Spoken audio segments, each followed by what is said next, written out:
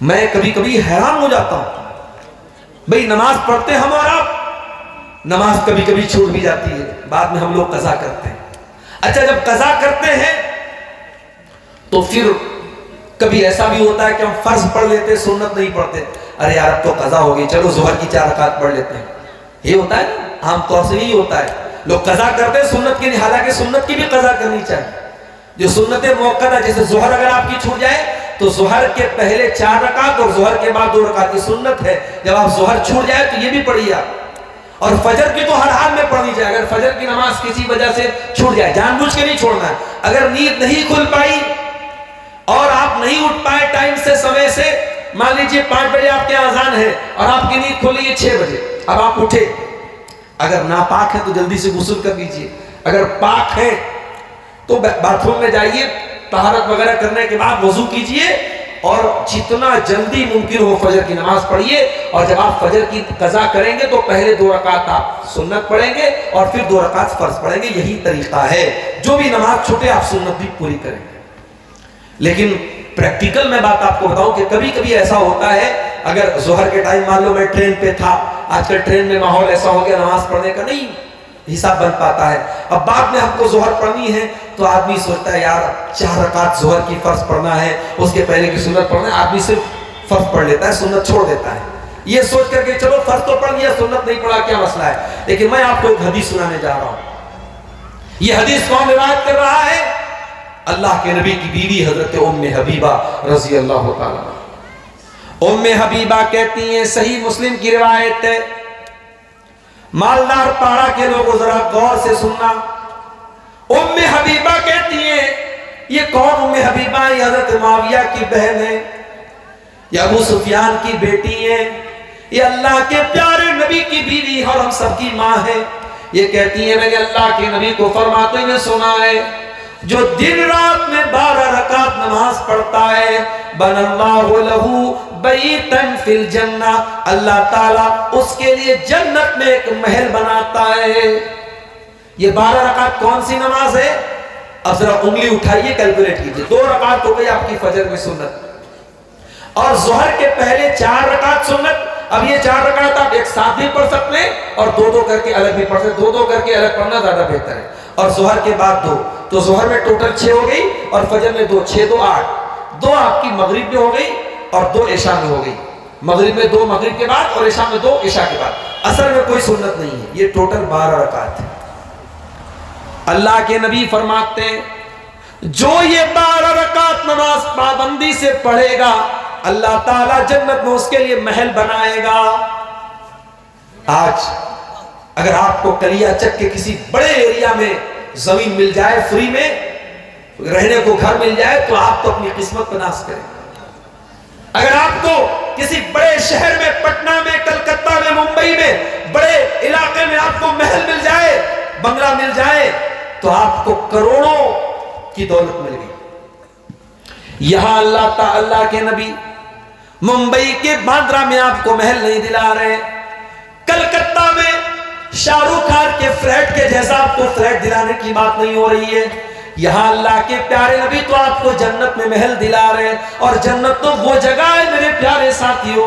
अल्लाह के नबी फरमाते हैं, लमौज़िउ सौतिन फिल जन्नति खैरुम मिनद दुनिया व मा फीहा, कि जन्नत में एक कोड़ा रखने की जगह दुनिया की तमाम नेमतों से बेहतर है।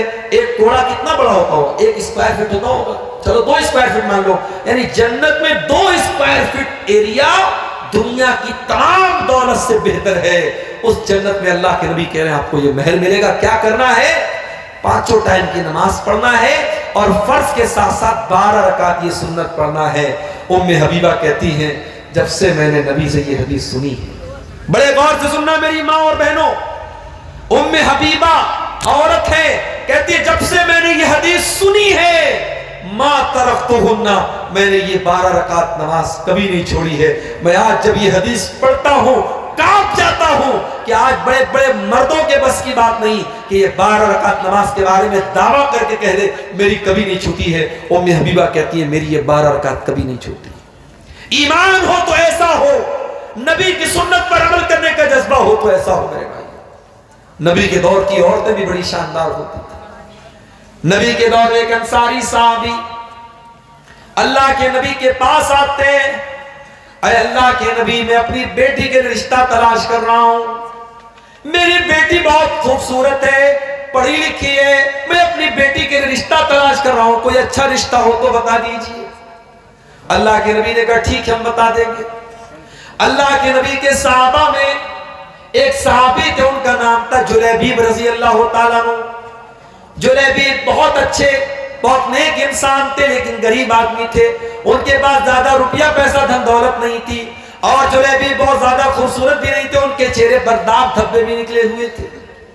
एक मरतबा जुलैबीब अल्लाह के नबी के पास आए। अल्लाह के नबी ने पूछा, जुलैबीब शादी हुई तुम्हारी? अच्छा, अल्लाह के नबी की एक और आदत थी कि आप जिस एज का बंदा होता था उससे उस हिसाब की बात करते थे। 70 साल के बूढ़े से आप शादी की बात नहीं कर रहे, लेकिन यह सामने 18-20 साल का जवान लड़का है, तो अल्लाह के नबी उससे पूछे शादी हुई तुम्हारी? जुलैबीब ने कहा नहीं अल्लाह के नबी, शादी नहीं हुई मेरी। आपने कहा क्यों शादी नहीं हुई तुम्हारी? कहा अल्लाह के नबी, कौन शादी करेगा मुझसे? मेरे पास न धन है, न दौलत है, न रुपया है, न पैसा है, और खूबसूरत भी नहीं हूं, मेरे चेहरे पर दाग धब्बे निकले हुए हैं, मुझसे कौन शादी करेगा? आपने कहा जुलैबीब, तुम घबराओ नहीं, हम तुम्हारी शादी कराएंगे, अच्छा रिश्ता तुम्हारा कराएंगे। गौर से सुनना मेरे भाइयों, आप भी सुनना, मेरी माँ बहनों आप भी सुनना। समाज में बहुत सारे बिगाड़ तुम्हारे शादी ब्याह की वजह से आ रहा है। इतनी रस्म और रिवाज हमने शादी ब्याह में पैदा कर दी है कि आज ऐसा लगता है कि मौलवी साहब जो निकाह पढ़ाते हैं, बस निकाह पढ़ाने का काम ये दीन के हिसाब से होता है, बाकी शादी में कोई काम दीन के हिसाब से नहीं होता है, सारा सब समाज के हिसाब से होता है। अल्लाह के नबी ने जुलैबीब से कहा, जुलैबीब हम तुम्हारी शादी कराएंगे।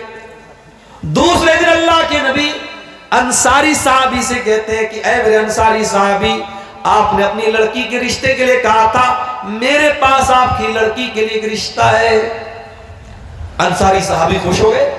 उन्होंने कहा अल्लाह के नबी, तो बड़ी खुशखबरी की बात है, बहुत अच्छी बात है, किसका रिश्ता है? आपने कहा कि हम तुम्हारी लड़की की शादी जुलैबीब से कराना चाहते हैं। कहा जुलैबीब? अब सारे सहाबा जानते थे जुलैबीब कैसे हैं, उनके पास कितना पैसा है, कितना माल है, और चेहरा वगैरह कैसा है। सहाबी के चेहरे पर थोड़ी सी नागवारी आई, मगर सहाबी ने इनकार नहीं किया। कहा अल्लाह के नबी, ऐसा है, रिश्ते नाते का मामला है, मैं घर में थोड़ा लड़की की मां से डिस्कस कर लेता हूं, और फिर उसके बाद मैं आपको जवाब देता हूं। बड़े गौर से सुनना मेरे भाइयों, सहाबी घर आते हैं और अपनी बीवी से कहते हैं कि हमारी बेटी के लिए अल्लाह के प्यारे नबी ने रिश्ता भेजा है। बीवी खुश हो गई, ये तो बहुत अच्छी बात है, किसका रिश्ता भेजा है? कहा जुलैबीब का रिश्ता भेजा है। बीवी भी जुलैबीब को जानती थी, उसने कहा नहीं नहीं, हमारी बेटी इतनी खूबसूरत है, इतनी पढ़ी लिखी है, हम अपनी बेटी की शादी जुलैबीब से नहीं करेंगे। इतना अच्छा रिश्ता आया, हमने ठुकरा दिया, अब हम जुलैबीब से शादी करेंगे, हम नहीं करेंगे उससे शादी। लड़की की मां ने इनकार कर दिया। लड़की अंदर पर्दे से सारी बात सुन रही थी अपने माँ बाप की। आई वो माँ बाप के सामने, कहा है मेरी प्यारी अम्मी जान, ऐ मेरे प्यारे अप्पू जान, ठीक है आपको ये रिश्ता पसंद नहीं है, आपकी अपनी दलील है कि लड़का ज्यादा खूबसूरत नहीं है, ज्यादा कमाने वाला नहीं है, मगर आप ये सोचिए ये रिश्ता कौन पेश कर रहा है? जनाब मोहम्मद रसूलुल्लाह सल्लल्लाहु अलैहि वसल्लम। और अगर नबी ने ये रिश्ता भेजा है तो कुछ सोच समझ के भेजा होगा, जरूर ये रिश्ता हमारे हक में बेहतर है, तभी तो अल्लाह के नबी ने भेजा है। इसलिए मैं ये चाहती हूं कि ये रिश्ता रसूल ने भेजा है, और रसूल का भेजा हुआ रिश्ता ठुकराना मुनासिब नहीं है। साहबी अल्लाह के नबी के पास आए, कहा अल्लाह के नबी, मैं क्लियर बात बताता हूं आपको, रिश्ता मुझे भी पसंद नहीं था, मेरी बीवी को भी पसंद नहीं था, लेकिन मेरी बेटी ने कहा कि जब ये रिश्ता अल्लाह के रसूल पेश कर रहे हैं तो फिर रसूल का भेजा हुआ रिश्ता ठुकरा ठुकराना और उसको रिजेक्ट करना मुनासिब नहीं है। मेरी बेटी तैयार है, अल्लाह के नबी ने दुआ की, अल्लाहुम्मा सुब्बा अलैहा सब्बन नाफिया, ऐ अल्लाह इस बच्चे के ऊपर तू बरकतों की बारिश नाजिल फरमा, वला तजअल ऐशहा कद्दन कद्दा, और ऐ अल्लाह इस लड़की की जिंदगी में कभी मुश्किलात और परेशानियां ना आए।